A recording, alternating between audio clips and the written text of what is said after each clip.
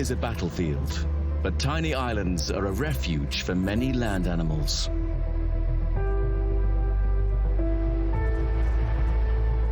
Small islands are easier to rid of the introduced mammals that plague the mainland, and the sea stops them from coming back.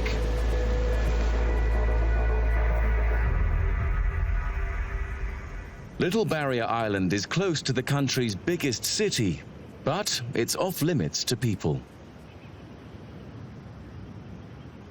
It preserves some of New Zealand's best primordial forests and rarest species.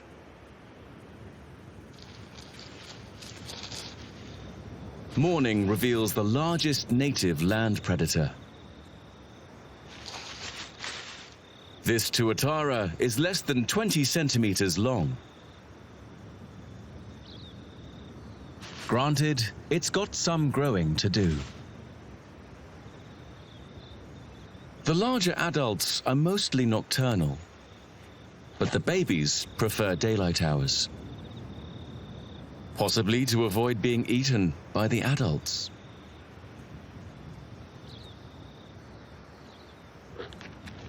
On the mainland, these youngsters would be snapped up by introduced mammals like stoats long before they reach sexual maturity at 10 years.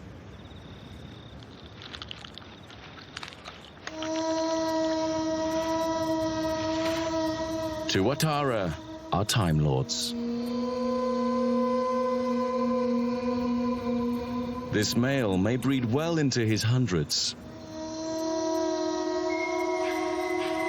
For now, he's just warming up a little before the day gets too hot. He doesn't like the heat, unlike lizards, which he is most definitely not. Their families parted ways 250 million years ago. He's a rhynchocephalian, the last survivor of a once proud global dynasty.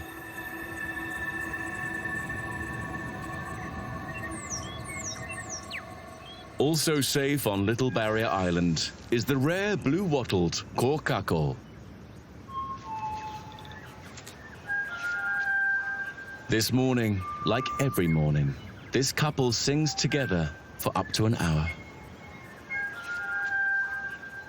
Their haunting duet lets other kōkako know the two birds defend this territory.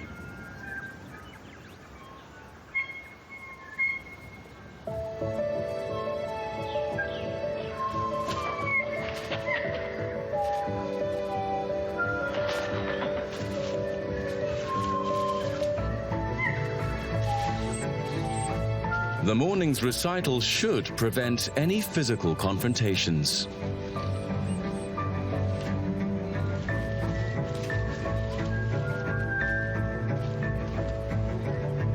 And free them up to focus on more pressing duties.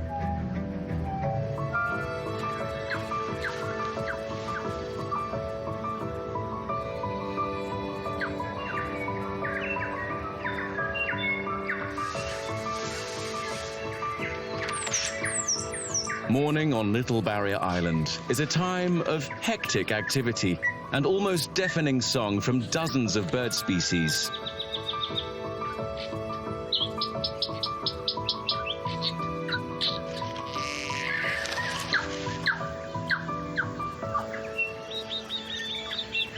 Like the kōkako, many are raising young in this time of plenty.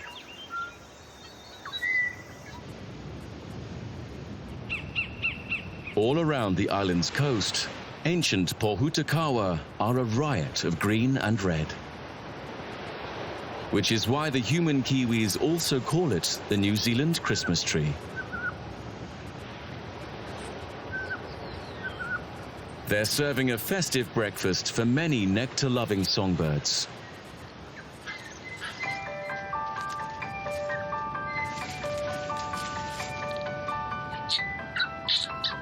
Tui are the bullies of the trees, lording it over smaller birds, like the korimako and the tiny hihi, which has disappeared from the mainland.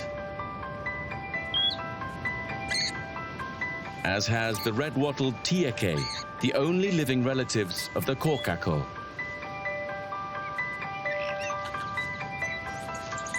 And kaka, lowland parrots that use the island as a summer resort.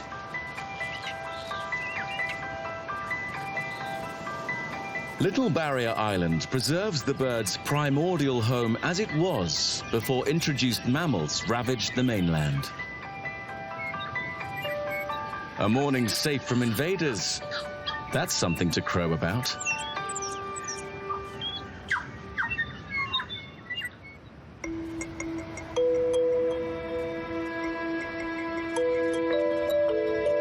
Hundreds of kilometers to the southeast, in the Bay of Plenty, White Island is anything but a safe haven.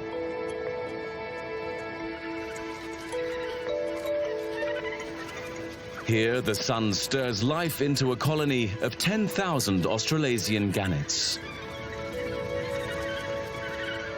They've made their nests on the flanks of New Zealand's most active volcano.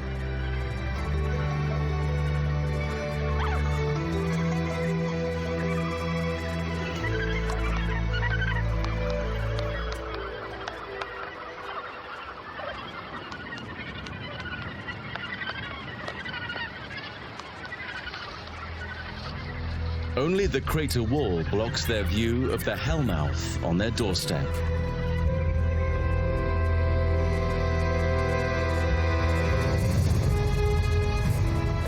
A bubbling lake of hot acid fills the crater.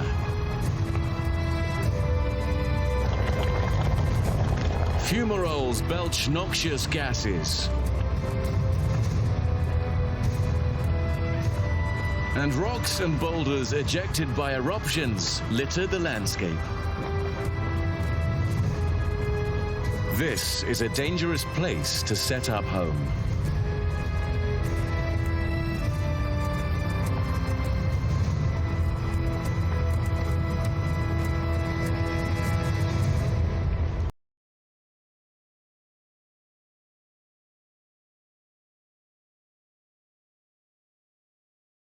Currents that bring ocean-going fish right to their doorstep. That's why they stick around. This male has a chick relying on him for food. He must find it. And hope his home is still there when he gets back.